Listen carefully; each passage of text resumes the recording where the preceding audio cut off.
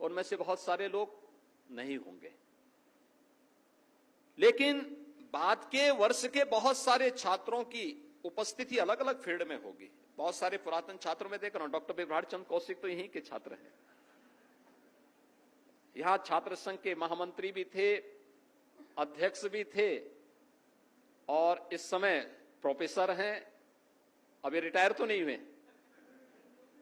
अभी हैं, अभी उनकी सेवाएं हैं, अभी सेवा दे रहे हैं, लेकिन वे भी अवकाश ग्रहण करने वाले हैं कुछ ही महीनों के बाद।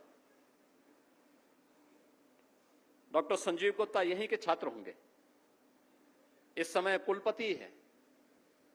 लोकनायक चंद्रशेखर विश्वविद्यालय बलिया के कुलपति हैं। इसी विश्वविद्यालय के प्राध्यापक प्रोफेसर के रूप में उन्होंने अपनी सेवाएं दी हैं।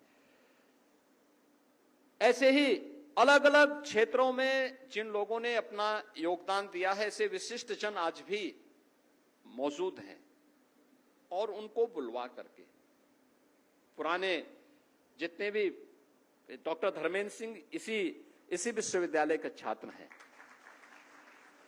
मैथ से उन्होंने पीएचडी यहीं से की, एमएससी यहीं से की, बीएससी यहीं से की, वे सब यहीं से। आप तो खैर मेडिकल के थे।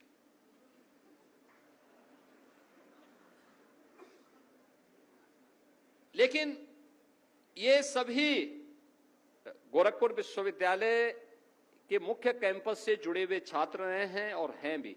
लेकिन एक अवसर है इन 75 वर्षों के कार्यों का मूल्यांकन करने का, उसको जोड़ने का, और उसके साथ विश्वविद्यालय की आगामी 25 वर्ष की एक बेहतरीन कार्य योजना को आगे बढ़ाने का, जो विश्वविद्यालय की रैंकिंग को बेहतर कर सके। केवल राज्य में ही नहीं, देश में नहीं, बल्कि ग्लोबल रैंकिंग में गोरखपुर विश्वविद्यालय का अपना स्थान हो, इसको बनाने के लिए। और प्रत्येक क्षेत्र में देखिए, संभव नहीं होता है किसी व्यक्ति के लिए, किसी संस्था के लिए कि वह प्रत्येक क्षेत्र में आगे हो जाए, नहीं संभव है।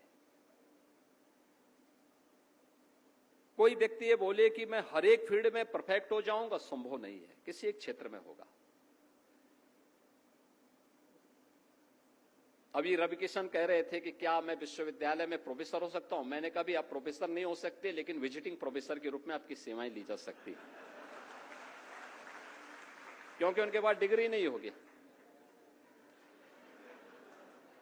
लेकिन वह कह रहे थे मैं पढ़ाना चाहता हूं। मैंने कहा आप पढ़ाना इसलिए चाहते हैं, पैसा देने से बचना चाहते हैं, इसलिए आप यहां जुड़ना चाहते हैं। मैंने कहा भी नहीं, आप यहां के ललित कला संकाय के साथ जुड़िए, वहां के छात्रों के साथ अगर आप जुड़ेंगे तो आपको भी अच्छा लगेगा, छात्रों को भी अपनी कला के प्रदर्शन करने में आगे एक अच्छा अवसर प्राप्त होगा। और हमें समाज जीवन से जुड़े हुए अलग अलग लोगों को भी उसके साथ जोड़ने का प्रयास करना चाहिए। लेकिन कोई एक क्षेत्र चुनिए जिसमें आपको कुछ विशिष्टता प्राप्त हो सके। याद रखना, गोरखपुर विश्वविद्यालय की स्थापना जब हुई थी, यहां की स्थिति को देख करके राज्य सरकार ने भी और उस समय के जो अलग अलग फील्ड के विशेषज्ञ थे, उनका यह मानना था कि गोरखपुर में विश्वविद्यालय को हमें ग्रामीण विश्वविद्यालय के रूप में मान्यता देनी चाहिए। ग्रामीण विकास की अवधारणा को कैसे आगे बढ़ाया जा सकता है, इस क्षेत्र के विकास को आगे बढ़ाने में विश्वविद्यालय किस किस भूमिका के साथ कार्य कर सकता है। जो आपके पास है आप उसी का बेहतर उपयोग कर सकते हैं, जिसको कम मेहनत में, जिसको आप कह सकते हैं लो हैंगिंग फ्रूट्स, जिसको आप आसानी से प्राप्त कर सकते हैं, उसे प्राप्त करने की दिशा में कौन से ऐसे क्षेत्र होंगे। 1950 में भाव आया था कि गोरखपुर विश्वविद्यालय को एक ग्रामीण विश्वविद्यालय के रूप में मान्यता देकर के ग्रामीण विकास की अवधारणा को आगे बढ़ाया जाए, क्योंकि वह कालखंड ऐसा था जब भारत की जीडीपी में कृषि का योगदान उस समय ये लगभग 50% से अधिक था, कृषि पर आधारित था। पूरे देश के अंदर इस प्रकार की स्थितियां थी, देश के सामने चैलेंज थे, टेक्नोलॉजी का कोई नाम लेने वाला नहीं था, कनेक्टिविटी नहीं थी, बुनियादी सुविधाएं नहीं थी। उन स्थितियों में यहां के बारे में बात आई थी कि कैसे इसको आगे बढ़ाया जा सकता है। आप याद करिए ना, गोरखपुर की कनेक्टिविटी की स्थिति क्या थी। राजघाट में जो पुराना पुल है वो नहीं था, वो तो 1964 में बना है। यानी उससे पहले गोरखपुर में आने के लिए पेंटून था या नाव से लोग आते थे। अनुमान करिए नाव से कितने लोग आते रहे होंगे, कल्पना करिए। यानी कम आवागमन था। आप वाराणसी भी नहीं जा सकते थे क्योंकि बीच में तो राप्ती नदी है, और लखनऊ जाने का तो सवाल ही नहीं होता है क्योंकि राप्ती नदी थी ही। तो कनेक्टिविटी नहीं थी। रेलवे आ चुकी थी, रेलवे जरूर आती थी लेकिन छोटी लाइन थी, मीटर गेज था। उद्योग के नाम पे चीनी मिलें थी, चीनी मिलें भी कम क्षमता की थी।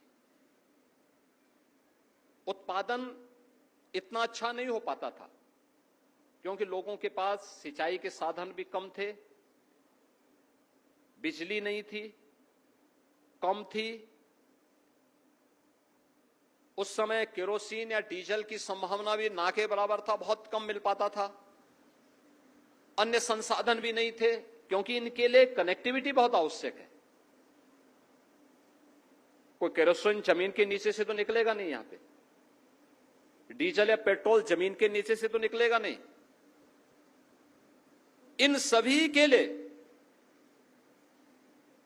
उस समय के भाव के अनुरूप यह था कि एक विश्वविद्यालय ऐसा बनाया जाए जो ग्रामीण विकास में अपना योगदान दे सके। लेकिन धीरे धीरे करके गोरखपुर में उस समय के आचार्यों ने मेहनत किया, परिश्रम किया, एक सुदृढ़ नींव खड़ी की और विश्वविद्यालय गोरखपुर विश्वविद्यालय के रूप में अपनी एक शानदार यात्रा के साथ आगे बढ़ा।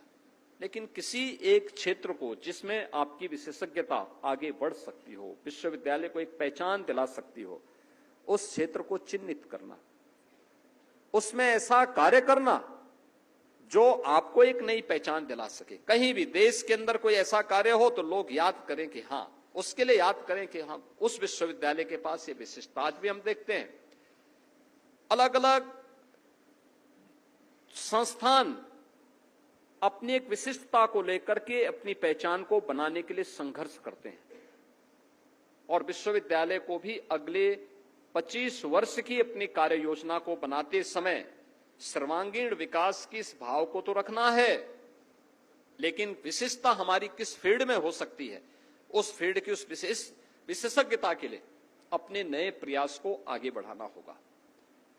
याद रखना, जीवन में ढेर सारे अवसर मिलेंगे आपको आगे बढ़ने के। हर दिन आपके लिए एक अवसर होता है,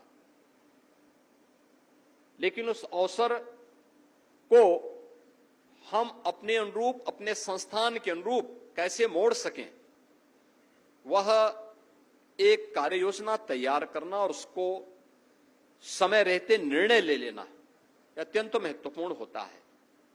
आप याद करिए 75 वर्ष पहले की स्थिति क्या थी।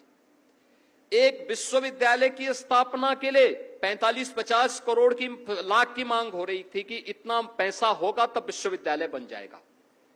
और अभी जब मैं ऑडिटोरियम और यहां के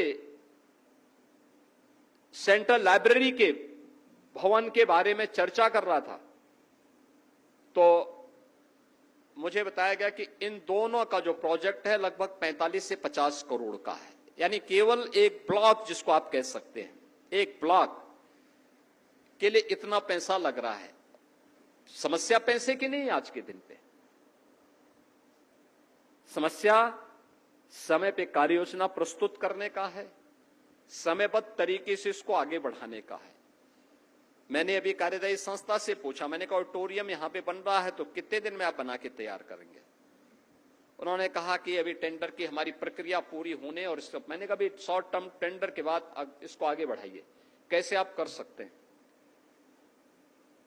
उन्होंने 24 महीने का बात कही। मैंने कहा 24 महीने बहुत लंबा होता है, आप इसको 18 महीने में बना करके तैयार करिए, 18 महीने में, और ऐसा ऑडिटोरियम बनाइए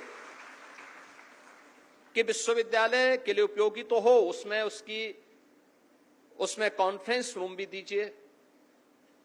विश्वविद्यालय से संबंधित तमाम अन्य गतिविधियों को वहां पर क्रियान्वित किया जा सके, इसके लिए भी अच्छे ढंग से उसको तैयार करने की व्यवस्था करिए। और फिर बगल में एक सेंट्रल लाइब्रेरी बनाइए विश्वविद्यालय की, जो विश्वविद्यालय की पहचान बन सके। यह समय है जब विश्वविद्यालय उन पुरातन ग्रंथों को लेकर के एक नए कार्यक्रम को आगे बढ़ाए। बहुत सारे ग्रंथ ऐसे हैं जो आज लुप्त प्राय हो रहे हैं। मुझे याद है 1940 में गोरखनाथ मंदिर से एक प्रकाशन हुआ था, प्राच्य दर्शन पर आधारित था। उसकी एकमात्र प्रति बची थी। वह गोरखपीठ से जुड़े हुए एक बहुत प्रखर साधक थे, योगी शांतिनाथ जी। योगीराज बाबा गंभीरनाथ जी के वे शिष्य थे। कोलकाता विश्वविद्यालय में फिलॉसफी के प्रोफेसर थे। विश्वविद्यालय की सेवा को उन्होंने छोड़ करके योगीराज बाबा गंभीरनाथ जी के सानिध्य में आकर के, गोरखपीठ में आकर के उन्होंने साधना के क्षेत्र में अपना आगे के जीवन को आगे बढ़ाया। उन्होंने भारतीय दर्शन को लेकर के अपने एक शोधपरक ग्रंथ लिखा था, प्राच्य